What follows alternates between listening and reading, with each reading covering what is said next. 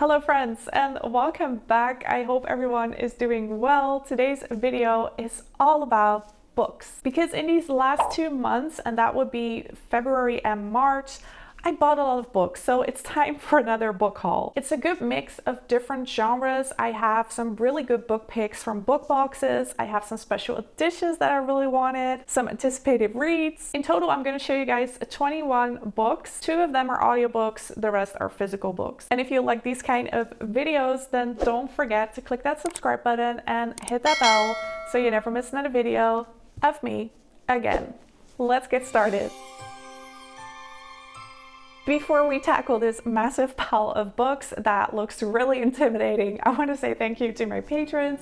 You help me keep this channel running, and if you feel like it's something for you, come join us. It's really fun. I have special posts, polls, the occasional video on there. There's also a lot of benefits depending on your membership level, so definitely come check it out. Just go over to patreon.com and type in my name, Leanda Brooks, or click on the link in my description. As always, I've tried to divide these books into different categories, so in case you're just interested in one genre, you can just click on the corresponding chapter in this video. First up is Namesake by Adrienne Young, and this is the second book in a duology. The first book is called Fable. Welcome to a world made dangerous by the sea and by those who wish to profit from it, where a young girl must find her place and her family while trying to survive in a world built for men. So this is all about life at sea. I love a good theme and it's very well executed. The writing style has nautical references, there's good world building. It gives you these pirate vibes, even though they are not pirates, they are traders. It's just really fun. There's a good mix of action, relationship dynamics, diverse characters, and I love that it's a young female character in a man's world. The only issue I have with the first book is that I missed character growth and just character motives in general, and I hope that the author has explored that a little bit more in this sequel. Nonetheless, I am really excited to pick this up. It is high on my TBR. Next is A Queen of Gilded Horns by Amanda Joy. This is the second book in another duology. The first book is called A River of Royal Blood, and that was actually a book pick from Fairyloot. I gave that one 4 stars. I felt like it was really original, fun, magical, and it all takes place in this African-inspired world. In the thrilling conclusion to this royal fantasy duology, Amanda Joy once again weaves a spellbinding and richly told narrative full of romance, magic, and adventure. I especially love the dark elements in this book around the magic system because the magic is based on blood and marrow. The main character is a very strong-minded female, and in the first book she had to deal with betrayal, romance, all the while she was learning to control her magic. And what I like, because I don't see that often in YA fantasy books, is that there were some political tensions. There were some times that I was like in and out of focus, and that was due to the writing style in my opinion, so I am excited to see if that will be different in the sequel. Next up is Children of Blood and Bone by Tomi Adeyemi. I wanted to buy this book for a while now. I heard so many good things about it, and I just love the cover. I mean, look at it. It's gorgeous. Zelie Adebola remembers when the soil of Orisha hummed with magic. Burners ignited flames, tiders beckoned waves, and Zelie's Reaper mother summoned forth souls. But everything changed the night magic disappeared. Under the orders of a ruthless king, Magi were killed, leaving Zelie without a mother and her people without hope. Now Zelie has one chance to bring back magic and strike against the monarchy. With the help of a rogue prince, Zelie must outwit and outrun the crown prince, who is hellbent on eradicating magic for good. Danger lurks in Orisha, where snow, leopards prowl, and vengeful spirits wait in the waters. Yet the greatest danger may be Zelie herself, as she struggles to control her powers and her growing feelings for an enemy. It just sounds like a really good book, and apparently the author has studied West African mythology, so I'm gonna guess that this fantasy book is inspired by African mythology, which is so interesting. At the back it says, "They killed my mother, they took our magic, they tried to bury us. Now we rise." I just love that. That's so powerful, and it actually reminds me of another book, The Gilded Ones, that I really enjoyed, and this sounds like a similar kind of book, so I'm really excited to read this. Didn't quite realize it had this many pages, but still, I'm gonna do this. I'm gonna read this. Next is A Heart So Fierce and Broken by Brigid Kemmerer. This is the second book in a trilogy. The first book is called A Curse So Dark and Lonely, and the third book is called what's the third book called? Oh my gosh. A Vow So Bold and Deadly. This is actually a second edition because I already had the paperback, but the first and the third book were hardcover, so I really wanted the second book to be a hardcover as well. I just need my book series to be the same edition, like either paperback or hardcover, doesn't really matter, but it needs to be the same. The heart-pounding, compulsively readable Cursebreaker saga continues as loyalties are tested and new love blooms in a kingdom on the brink of war. I really enjoyed the first two books in this trilogy, not necessarily the third book. It just felt a bit tedious to me. Nothing really much happened. It was just all really predictable, and yeah, I just didn't really like it, so I'm just gonna pretend that this is a duology because I did really enjoy the first two books. Moving on to The Language of Thorns by Leigh Bardugo. Travel to a world of dark bargains struck by moonlight, of haunted towns and hungry woods, of talking beasts and gingerbread columns, where a young mermaid's voice can summon deadly storms and where a river might do a love-struck boy's bidding, but only for a terrible price. When I heard that there were other books within the Grishaverse, I just had to order this one, and the cover looks amazing. So this book consists of 6 fairy tales, you might say, that all take place within the Grishaverse. Each fairy tale is beautifully illustrated, and for me, that really enhanced the reading experience. I really enjoyed this book, and each fairy tale has this creepy vibe to it, and I feel like this is definitely a book you should buy if you're a fan of the Grishaverse. Next is another book from the Grishaverse, A King of Scars by Leigh Bardugo. This is a duology, and it is all about Nikolai, and Nikolai is one of my favorite, if not the favorite character of the Shadow and Bone trilogy. So if you want to read these books in order, you start at the Shadow and Bone trilogy, then you pick up the duology Six of Crows and Crooked Kingdom, and after that you read King of Scars and Rule of Wolves. Ravka's king, Ravka's general, Ravka's spy. They will journey past the boundaries of science and superstition, of magic and faith, and risk everything to save a broken nation. But some secrets aren't meant to stay buried, and some wounds aren't meant to heal. I don't think you can go wrong with more books within the Grishaverse, but I did read some mixed reviews on Goodreads. Some people like it, some people really don't, and they say that this is like the least favorite book within the Grishaverse. So that makes me even more intrigued to read it and for my own opinion, because I just don't know how you cannot like a book that is about Nikolai. So it's going to be interesting to read, especially because Nikolai is one of my favorite characters. And because I bought King of Scars, I of course also had to buy Rule of Wolves, the second book in the duology and the epic conclusion to King of Scars. I mean, how aesthetic are these book covers? Gold and silver. The wolves are circling and Ravka's time is running out. That's as far as I'm gonna go because I haven't read the first book yet, so I'm not gonna read the blurb. At the back it says, "We're all monsters now." Wow, I actually have every Grishaverse book. Next up is a book from a book subscription box. So I am a subscriber of Fairyloot. I really enjoy their boxes. They are centered around YA fantasy, and I believe that this was a book pick from February. It is Lore by Alexandra Bracken. In modern day New York, a murderous game is about to begin, the Aegon.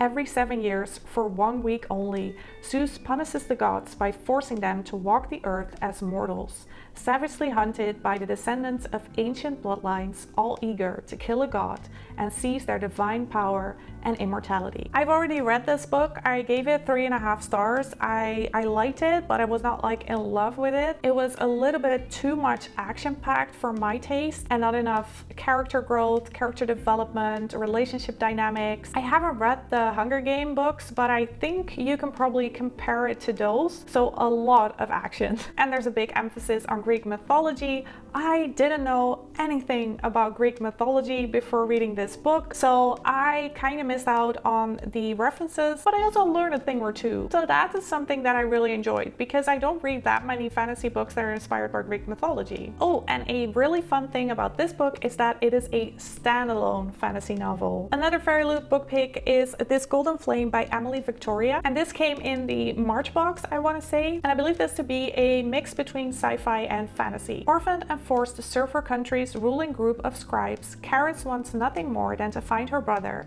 long ago shipped away. but family bonds don't matter to the scriptorium, whose sole focus is unlocking the magic of an ancient automaton army. I feel like this could be a really epic and good book, so I'm excited to pick it up. These next books are from Once Upon a Book Club, and I really enjoy their boxes. I have been a subscriber for over a year now, and I just love the concept of their boxes. You get a book that has post-its inside, and the post-its correspond to gifts in your box, so that really enhances the reading experience. And in case you're interested to check them out, then definitely use my discount code LeandaBooks10 to get 10% off your first purchase. First up is Yellow Wife by Sadeqa Johnson. I have talked about this book quite a lot on my channel because I absolutely loved it. I've already read it. I gave it a 5-star rating. Born on a plantation in Charles City, Virginia, Phoebe Dolores Brown has lived a sheltered life. Shielded by her mother's position as the estate's medicine woman and cherished by the master's sister, she is set apart from the others on the plantation, belonging to neither worlds. She had been promised freedom on her 18th birthday, but instead of the idyllic life she imagined with her true love, Essex Henry, Phoebe is forced to leave the only home she has ever known. She unexpectedly finds herself thrust into the bowels of slavery at the infamous Devil's Half Acre. It's just a really good read. I couldn't put the book down, and what makes it even more special is that it is based on true events. If you're into historical fiction and you're up for it, because this is definitely not a lighthearted read, then definitely pick this one up. In that same book box that I got Yellow Wife, there was another book that was part of the reading experience, one of the gifts. It is Oliver Twist by Charles Dickens, and I have actually never read this. I consider this to be a classic. So I'm just really excited that it came in a book box. This book doesn't have a blurb, so I really can't tell you much about it, but I think that Oliver was a child that lived on the streets, and in order to survive, he had to join this like street gang. Is it something like that? I am not entirely sure. So yeah, that's what I mean. I have to read my classics. Next up is actually a YA book pick from Once Upon a Book Club box. It is The Ravens by Kass Morgan and Danielle Paige. So I've always wanted to try one of their YA boxes, and this one just looked really interesting. Only their sisterhood can save them.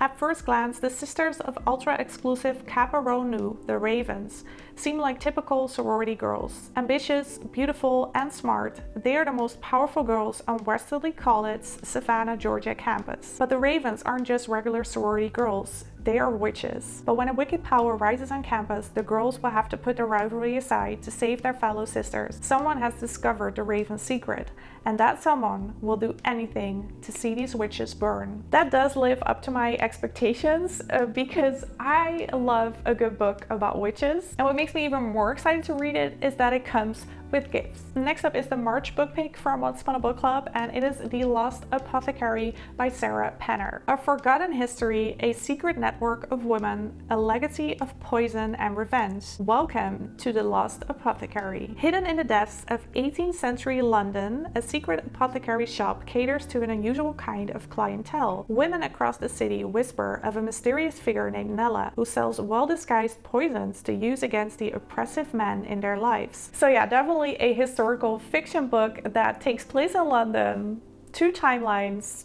I am absolutely gonna love this book. I'm pretty sure of it. The February book pick of Once Upon a Book Club is Shiver by Allie Reynolds, and I am currently reading this book. I started this yesterday. It's fast-paced, suspenseful, it's a thriller, and it all takes place at La Roche, one of France's most exclusive ski resorts. So it's a group of 5 friends, and they all got this invitation. They thought it was from each other, but then when they get there at that ski resort, it turns out it is completely abandoned, and the invitation didn't come from them. Wow, the light just gave up on me when I talked about this thriller book. That's a little bit scary. Stranded in the lodge with a looming snowstorm making escape even more impossible, Mila realizes there's no one on the mountain she can trust, because someone will stop at nothing to find out the truth about Saskia. And if Mila's not careful, she could be the next to disappear. So it feels a little bit like a murder mystery, and I'm excited to continue this read. Next up is A Court of Silver Flames by Sarah J. Maas. This was definitely an anticipated read for me. I pre-ordered this book ages ago, and it finally arrived last month. I instantly read it, I devoured it, and I finished it. It is the 4th installment in A Court of Thorns and Roses series. So the first 3 books are all about Feyre, and this book is about her older sister, sister Nesta Archeron. I think this is categorized as young adult, but I kind of disagree. I would at least go for new adult because there is some really graphic sexual content in here, but there's also a lot of fantasy, questing, magical creatures, and a lot of psychological elements because Nesta is going through PTSD. When I started this book, I really wasn't expecting to get emotional or anything because the main focus is on the relationship, the sexual relationship between Cassian and Nesta. But at the end, I cried. It's a journey. And I think the author has done a great job of describing Nesta's character and what she's going through, and she really finds light at the end of the tunnel. So if you've enjoyed the first 3 books, then this is definitely one you should read as well. Next purchase is The Left-Handed Booksellers of London by Garth Nix. And I believe I saw this book on one of the booktubers that I follow, and I checked out Waterstones and they had this beautiful edition. I mean, the title alone, it's quirky, I love it, and the cover just screams magic, and it says authorized to kill and sell books. Merlin is a young left-handed bookseller, one of the fighting ones, who with the right-handed booksellers, the intellectual ones, are an extended family of magical beings who police the mythic and legendary old world when it intrudes on the modern world, in addition to running several bookshops. I just love that. I love that. I am so excited to read this. And beneath it, it says Garth Nix is one of the best world builders in fantasy.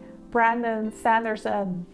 Do I need to say more? This is definitely a book you should read if you're into fantasy, and I'm into fantasy, so I'm really happy that I bought it. So after I put The Left-Handed Booksellers of London in my basket at Waterstones, I checked out some other books and I came upon this beautiful edition of The Vanishing Half by Britt Bennett.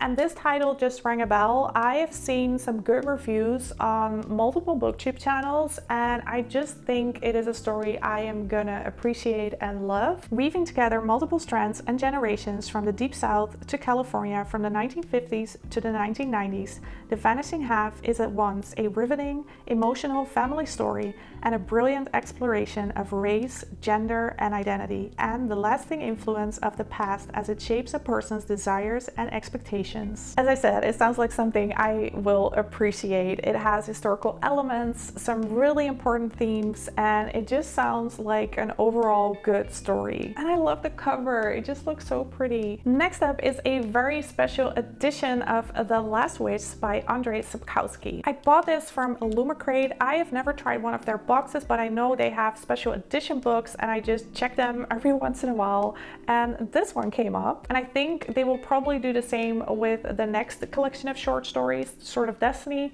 So I am really excited to see how that one is going to look. I think a lot of you will know The Witcher by now. It is of course a Netflix TV series, but it is based on books, and this is kind of a prequel to the trilogy. So there is The Last Wish and The Sword of Destiny. Both are a collection of short stories that are all about the Witcher, Geralt of Rivia. Because these short stories were originally published in a magazine, it isn't too big on world building, but it's still like a wonderful read. I have already read this book twice, and that's saying a lot. Another really special edition is Alice's Adventures in Wonderland and Through the Looking Glass by Lewis Carroll. This special edition was designed by Mina Lima. You can also see one of their books in the background. I am not pointing at the correct position. There it is. That is Harry Potter and the Philosopher's Stone. That was also designed by Mina Lima.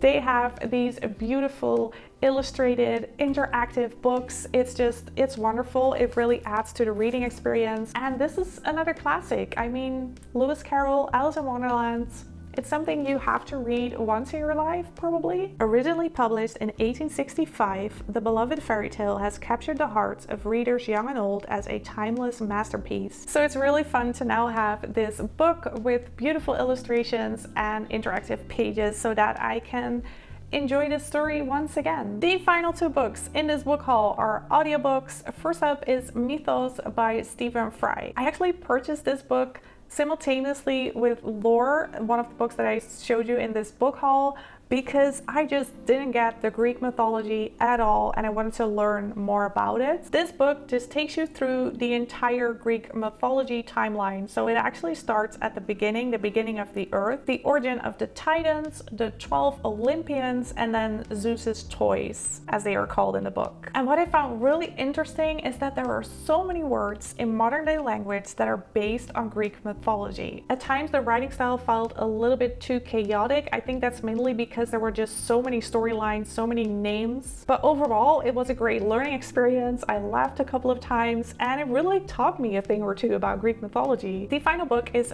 Pemberley, Mr. Darcy's Dragon. This is actually a Pride and Prejudice retelling with dragons. I have already started this audiobook and it actually motivated me to read the classic Pride and Prejudice because I never did. So there's this Pendragon treaty that keeps the peace between humans and dragons, and a lot of humans are unaware of these dragons. You have to have this supernatural hearing to actually see and hear the dragon. And of course, in this story, Mr. Darcy and Elizabeth have that gift, so they can see and hear dragons. And the story starts off with them having to join forces because they need to find a missing dragon egg. And they need to find this egg before it hatches, because if there's a dragon roaming the lands, it could potentially break the peace. So far, I'm really enjoying this story. I don't know if I prefer the audiobook because the dragon voices are really high-pitched. So I think I will probably prefer the physical book, but I've already started it. I'm gonna finish it and I'm excited to see where the story goes next. You know what's funny, guys? I ended this video with Mr. Darcy's Dragon and I'm actually wearing a shirt that says draak, which is the Dutch word for dragon. That wasn't intentional, but it is really funny. Those were the 21 books in my book haul. If you have any other recommendations, because hello, I need more books, leave them in the comments. I hope you enjoyed this video. If you did, then please give it a thumbs up. Thank you so much for watching and let's stay in touch.